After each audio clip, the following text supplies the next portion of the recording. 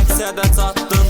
Əlində aciz qalır, qayçıdaraq sənətkar. Səndən ibrət alıbdır, xeyli qıraq sənətkar. Türkiyə bodrumunda öyrənibdi kölgəni, fəxirlə tanıtdırır Ağcabədi bölgəni.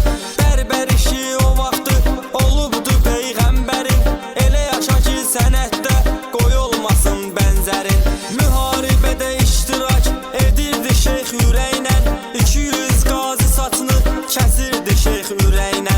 Zərrə düşünməyibdir bir qəpidə təmənna, şeyxi bilənlər bilir haqqa girmədi əsla. Şeyxin adı baxışıda gözü də bəs eyləyərdi, qardaşımız Bretti sözü də bəs eyləyərdi.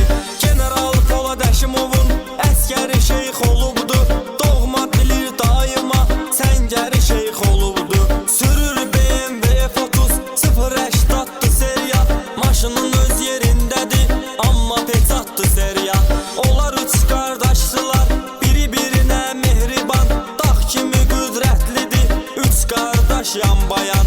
Elməddin qardaşın hörməti dağlar qədər, qızıl barmaq ləqəbidir şöhrəti dağlar qədər.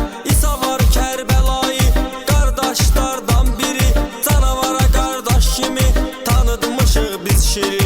Sənə qardaşdır elman, həkk elədik yaddaşa, fövqəladə halların işçisidir birbaşa. Üç qardaş hər biri böyük kiçik gözlədiz, bir-birinin hər işini addım-addım izlədiz.